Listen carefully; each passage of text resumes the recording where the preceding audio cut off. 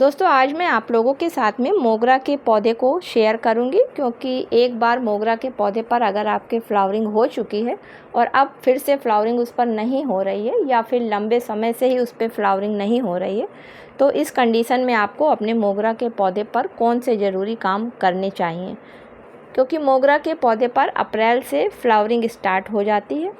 इसके अलावा इस समय मोगरा के पौधे की पत्तियां हल्के रंग की हो गई हैं। तो ये पत्तियां हल्के हरे रंग की क्यों हो गई हैं, तो इन सब समस्याओं के पीछे आखिर क्या वजह है और किस तरीके से हम अपने छोटे छोटे प्रयासों से इन समस्याओं को दूर कर सकते हैं, आज के वीडियो में देखेंगे।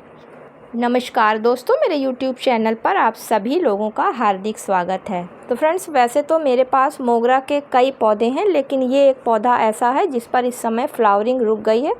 तो सबसे पहले हम इस पौधे पर क्या काम करेंगे, चलिए आइए देखते हैं। तो जो भी हमारे पौधे पर फूल खिल चुके हैं या जो पत्तियां खराब हो चुकी हैं, उन सभी को हम प्रूनिंग करके हल्की सी हटा देते हैं।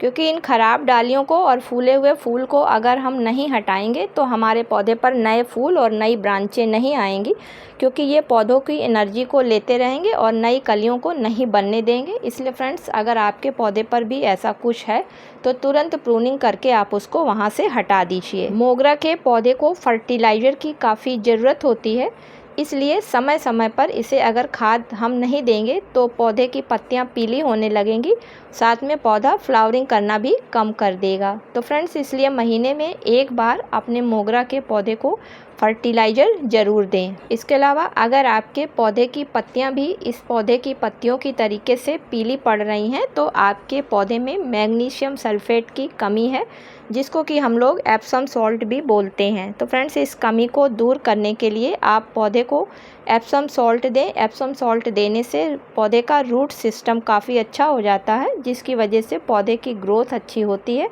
और जब ग्रोथ अच्छी होती है तो पौधे पर उतनी ही ज़्यादा मजबूती से फूल भी आते हैं। मोगरा के पौधे से अगर आप अच्छी तरीके से और ढेर सारी फ्लावरिंग चाहते हैं तो उसके लिए पौधे की मिट्टी में नमी को बना कर रखें, लेकिन ओवर वाटरिंग होने से बचें, क्योंकि ओवर वाटरिंग होने से पौधे की जड़ें गल सकती हैं। जब बहुत ज़्यादा गर्मी हो तो पौधे को धूप से उठाकर कहीं सेमी शेड एरिया में रख दें, नहीं तो इसकी पत्तियाँ जलने लगती हैं और जो इस पर कलियाँ बन रही होती हैं वो हीट की वजह से सूख कर नीचे गिर जाती हैं।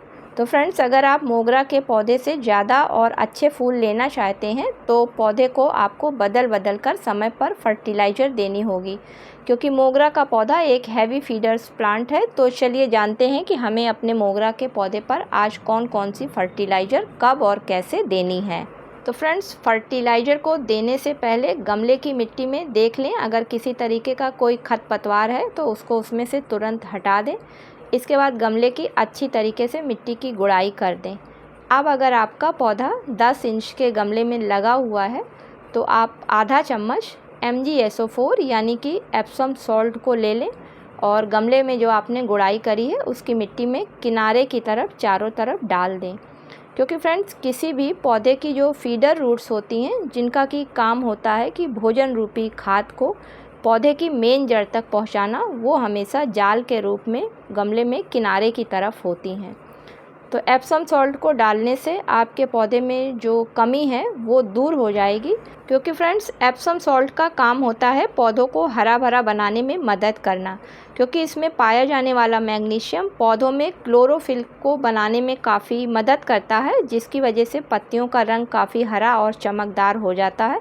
इसके अलावा पौधे बहुत जल्दी ग्रोथ करते हैं। अब यहाँ पर इस पौधे को हम जो दूसरी फर्टिलाइज़र देने जा रहे हैं तो फ्रेंड्स वो बोन मिल है, क्योंकि बोन मिल मरे हुए जानवरों की हड्डियों का चूरा होता है और हड्डियों में बहुत अधिक मात्रा में कैल्शियम तथा फास्फोरस पाया जाता है, और जब हम इसको पौधे पर देंगे तो हमारे पौधे का रूट सिस्टम काफ़ी मजबूत हो जाएगा, जिसकी वजह से फ्लावरिंग जल्दी स्टार्ट हो जाएगी। इसके अलावा जो इसमें कैल्शियम पाया जाता है उसकी वजह से जहाँ से बड्स निकलती हैं या जहाँ से फ्रूटिंग स्टार्ट होती है वो पार्ट काफ़ी मजबूत हो जाता है। आधा चम्मच बोन मिल ले लेते हैं और मिट्टी में अच्छी तरीके से इसको भी मिला देते हैं।